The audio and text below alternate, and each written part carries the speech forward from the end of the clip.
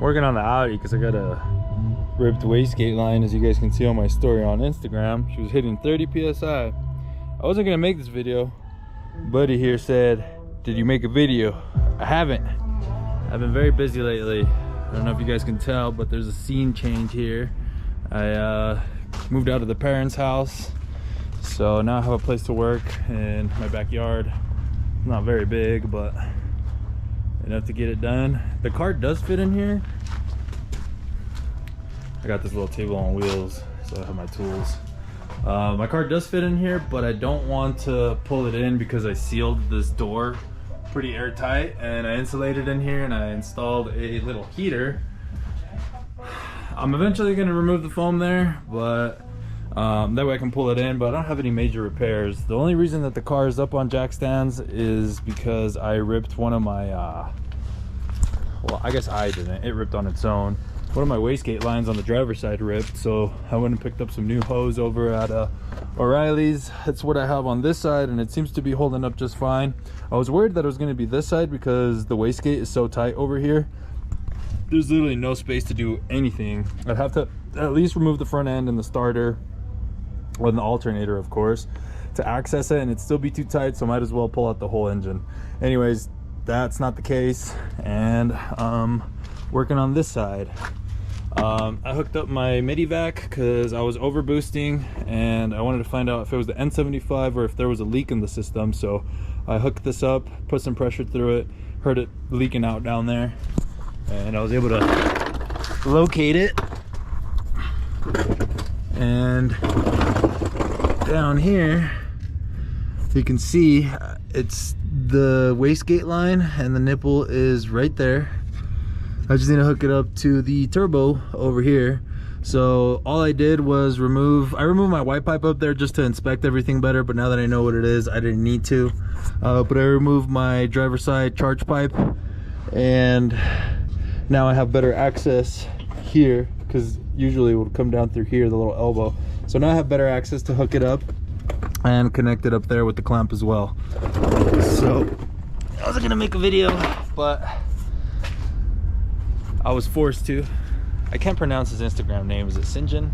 Sinjin, I'm pretty sure. The car has been doing very good. It's been my daily, as you guys can see. It's changed up a little bit. My dogs, I got 2 puppies. My other puppy stayed over at my parents because that's the family dog now. And so I got these 2 little puppies, but as you guys can see, they were up on the doors. I'm glad they didn't get in the car, but they probably scratched up my paint a little bit. Whatever, this thing got some hail damage, as you guys remember me telling you. Anyway, some updates since I last showed you guys the car. Up in the wheels, I got new tires on it as well. I had a very bad alignment, so I went to Black Canyon, got it realigned, and I've just been driving it. I've put 10,000 miles on it since I last put this motor in. It's been running really good, pretty strong. A little stronger than usual lately, which made me suspicious as to why, and I found that I was hitting 30 psi of boost because of the ripped wastegate line. So now I'm just gonna go ahead and get that replaced with this new holeless one and put it back together. I did have a little leak at the power steering line here. I'll show you guys what's going on down there. The hose ripped, so I put an adapter on there, but I think I need to retighten the clamp. But yeah, that's what's been going on over here at 49 Motors, fellas. New location.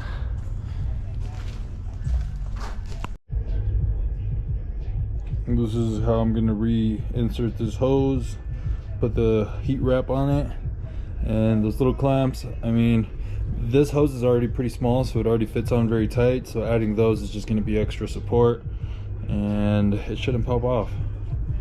Let's get it put back together. Here's my other little puppy, Rory. She is 5 months, about to be 6 months. And you guys saw Bowie. I don't know where Bowie went, but this is Rory. She's a little Rottweiler puppy. Yeah, good girl. You'd like to hang out with me, huh? Anyways, gonna run this hose. Hey, let me work. Stink ass. There she goes. Gonna hook this hose up. It's a little tricky, so I can't really record, but essentially just gotta connect it from this guy here that's hanging right there over to the Terpski right here. And so this is the piece that I removed out of the way. This is the charge pipe, just 2 Allen bolts. I loosened up the nut over here for the AC condenser lines, and it came out fairly easy. The clamp is pretty accessible from the back here. Since I don't have my my axle covers, which I learned I do not need to be reinstalling all the time with how often this thing needs to be maintained. And then obviously the one for this hose over here. I don't know where the clamp went, but somewhere I'll find it. I don't know if you guys can see me, but I'm wiggling it in.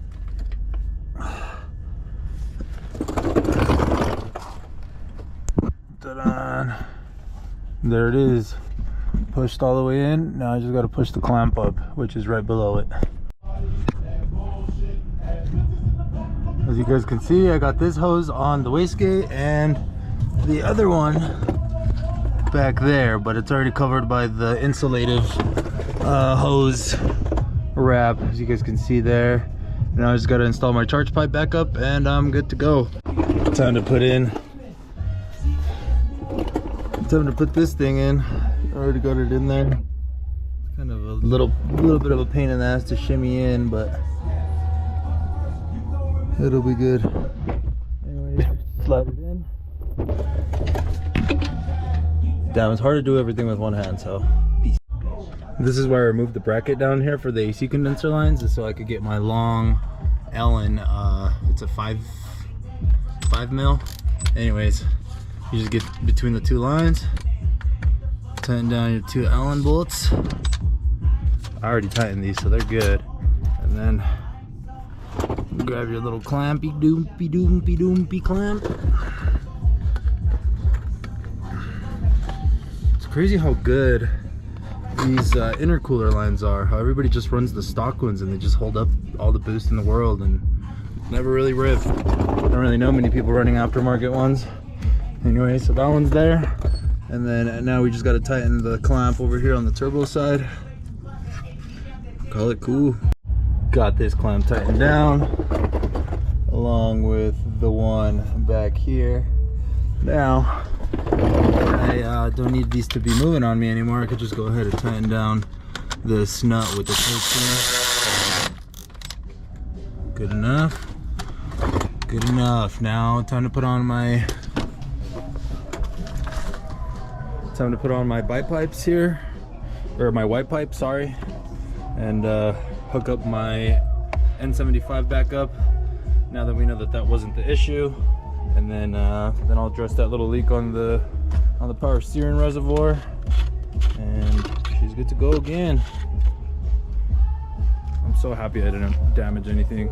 At least I'm hoping I didn't damage anything spiking up to 30 psi like that, because I think I was driving like that maybe for a day before I noticed, or I don't know when. I just noticed my AFR going down super rich. Blake said that these cars protect themselves by going back down to 30% acceleration. So even though it was pushing 30 psi, it was protecting itself to only 30% open throttle body. Yeah, I'm glad that these cars are so smart, because I would have blown my motor if it wasn't for safety features on these tunes like this, or ECUs. I guess that's how they are from factory, but that's just awesome. Super duper cool, guys. So this is what a midi vac is. It's a vacuum pump slash pressure pump. Now that I got everything nice and hooked up, let's go ahead and do a test and make sure that it's holding pressure. Right there is at 0. Let's do 1 pump, 2. Seems like it's holding. Last time I was doing this, it wasn't going up at all. 15 psi, seems to be holding pretty good.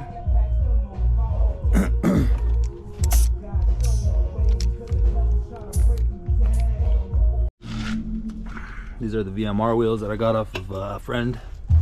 Some of you may know him in the B5 community, Jake, with the single turbo laser B5. Now has a wide body, but I got these wheels off of him, and he actually hooked it up on these tires. Brand new. Look at those things. It's actually the same ones I had on my last wheels, but the other ones were bald just because I was driving it so much and with the bad alignment. Here are the wheel wells. Nice and, I guess, kind of clean. Fuck it. I need to upgrade. I got some brakes for that. Check it. 17Zs. Just a matter of getting my bread up so I can get it put together. So I removed my splash cover, whatever you want to call this, to show you guys that I put one of these because there was a hole in the hose and I replaced it. And to connect both hoses together, I used a butt connector like this. I don't know if that's even the name, but it's right there. It doesn't look to be leaking. No leak.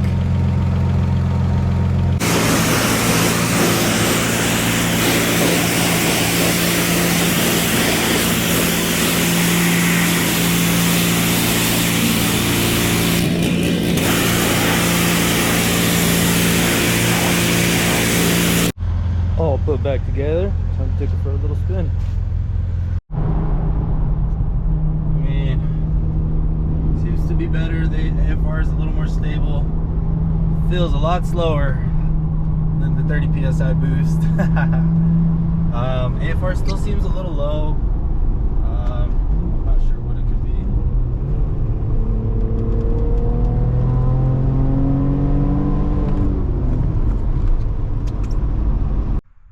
I think my AFR is a little low. It's reading low at least. This is the desired AFR, and this is where I'm going down.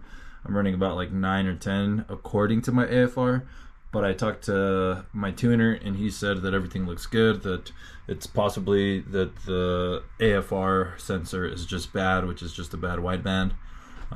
Need to go ahead and order another one. The car is running okay. It seems very slow, but maybe that's just because I got used to the other ripped line hitting 30 psi, and now that I'm back to 23, 22-ish, it just feels a bit sluggish, but whatever. Anyways, that's it for today's video. Thank you guys for tuning in. It's been a while. Till next time, fellas.